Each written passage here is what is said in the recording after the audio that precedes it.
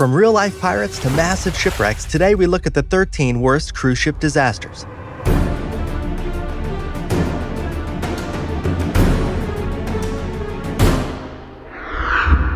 Number 13. Compared to many cruise ships, the MS Estonia was a fairly small vessel. At just a little over 15,500 tons with a maximum capacity of 2,000 passengers, the MS Estonia was also a ferry, capable of holding some 460 cars. On September 28, 1994, the Estonia was crossing the Baltic Sea on its way from Estonia to Sweden. It was carrying a total of 989 people, 803 of whom were passengers. Due to poor cargo distribution, the ship was listing slightly to starboard. This would prove a decisive factor in the ensuing disaster. Rough weather led to a large wave striking the bow doors. This continued to happen, and loud noises were heard by everyone aboard the vessel. It's not clear exactly what happened next, but the list worsened and the ship began to flood.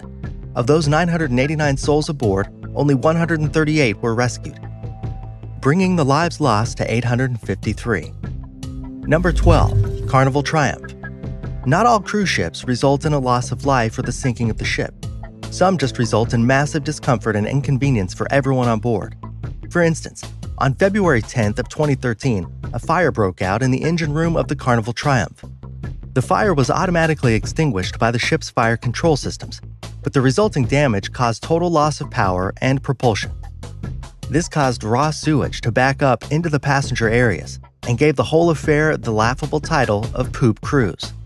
The reality, however, was no laughing matter. The ship was stranded adrift more than 150 miles off the coast of the Gulf of Mexico, and the ship was not docked till February 14th at about 9 p.m. Number 11. Seabourn Spirit. In addition to sinking and being stranded, another sad reality of life at sea is pirates.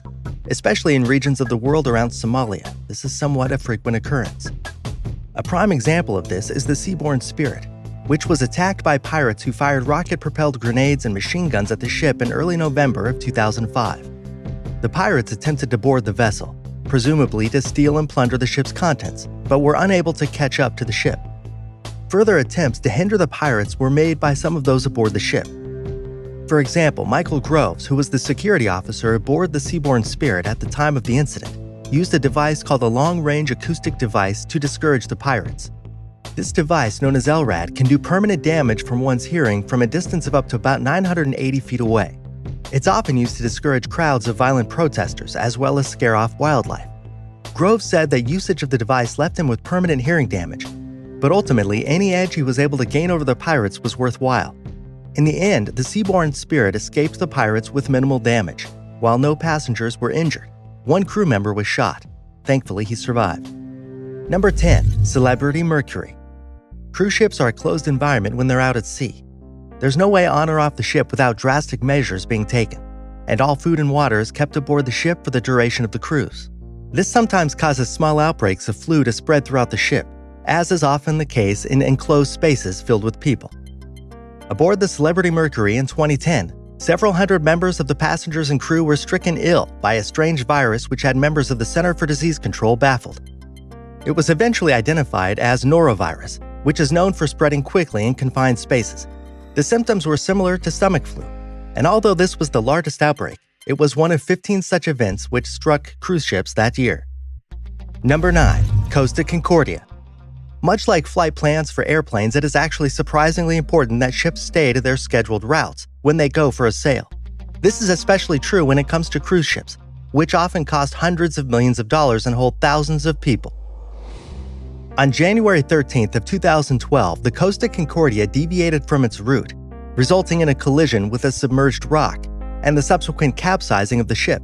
Costa Concordia was the first of Carnival's Concordia-class ships and held a total of 4,252 people at the time of the disaster. The resulting incident cost the lives of 32 people and cost the Carnival Corporation more than $2 billion, more than 3 times the initial $612 million investment in the ship's construction. Incredibly, the captain of the Costa Concordia claimed that at the time of the incident, he was trying a so-called sail by salute, a maneuver in which a ship is brought extremely close to shore so that those aboard the ship can salute those on land and vice versa. While this practice is very old and still somewhat common, it's rare for the captain of a cruise ship to attempt it. Captain Shinito was brought up on manslaughter charges in the wake of the incident. and was found guilty of 32 counts. He was sentenced to 16 years in prison, though prosecutors had originally asked for a 26-year sentence.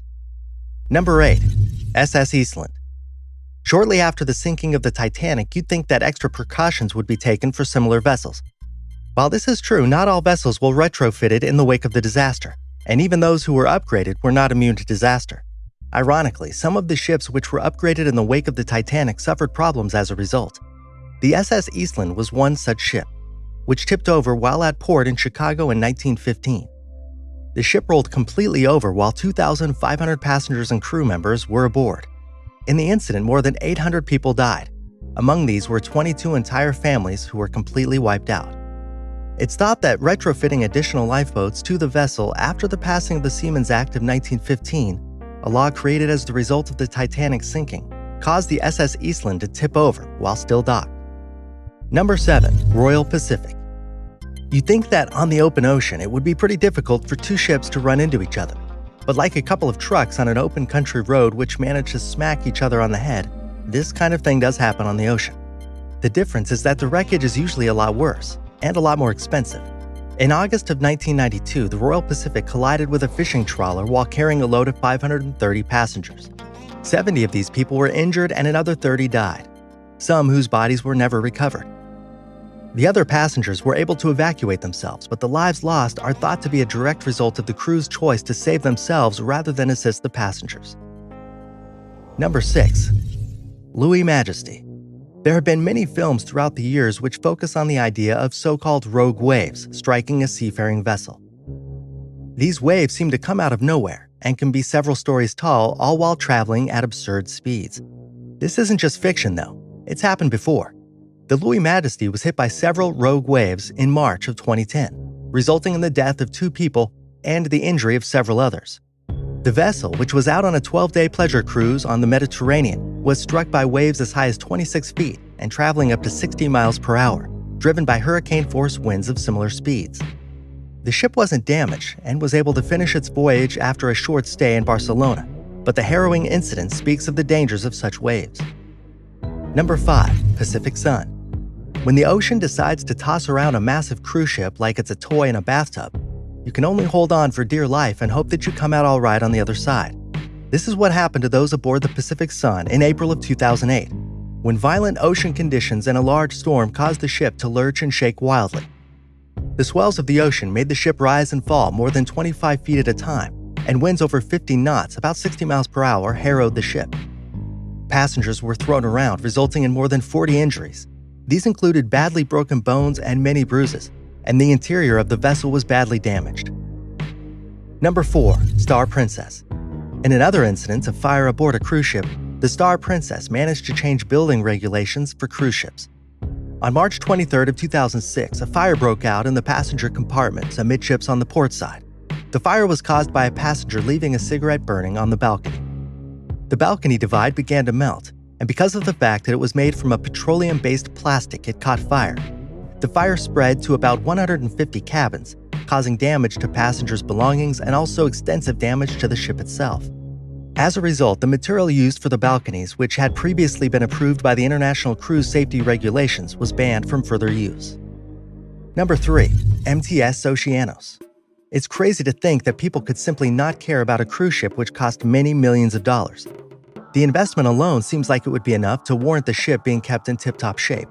However, these vessels do age, and sometimes companies which are themselves trying to stay afloat neglect their fleet in favor of making a larger profit. This is what happened to the MTS Oceanos, whose owning company let the ship deteriorate to such a state that there were loose hull plates, valves which had been stripped for spare parts after a recent voyage, and a hole in the bulkhead. The result of all this was that in August of 1991, the MTS Oceanos set sail on its final voyage. During this cruise, the ship began to flood after an explosion in the engine room. With the power lost and massive leaks flooding the ship, the crew simply prepared to evacuate themselves, not bothering to warn the passengers. No alarm was raised and the passengers were left to fend for themselves. Luckily, an entertainer aboard the ship was able to radio for help, and 16 helicopters were able to rescue the passengers and crew. Number 2. RMS Titanic. Perhaps the most famous cruise ship disaster of all time was the sinking of the RMS Titanic, which took place in April of 1912. This disaster set the precedent for many ship safety rules and regulations, since the size of the casualty count was directly related to the almost complete lack of safety precautions taken by the crew of the ship. There weren't enough lifeboats for one thing, and the crew didn't go over evacuation procedures with the passengers before setting sail. When the ship struck an iceberg in the middle of the night, the ensuing chaos cost the lives of approximately 1,500 people. Number 1. Wilhelm Gustloff. A sad reality of war is that civilian and non-combatant lives are often lost in the pursuit of military victories. This was the case for the MV Wilhelm Gustloff, which was sunk on January 30th, 1945 by Soviet forces. The resulting loss of life is still the largest ever in the sinking of a boat. More than 9,600 people died. Of these thousands, approximately 5,000 were children. 3 Soviet torpedoes struck the Wilhelm Gustloff, one hitting the engine room directly. The ship then began to list heavily to port, causing lifeboats on the starboard side to slam into the boat, breaking and spilling passengers who were trying to escape onto that side of the ship. The majority of lives lost in the incident were caused by the freezing Baltic waters. The air temperature that night was a low 0 degrees Fahrenheit, or minus 18 degrees Celsius.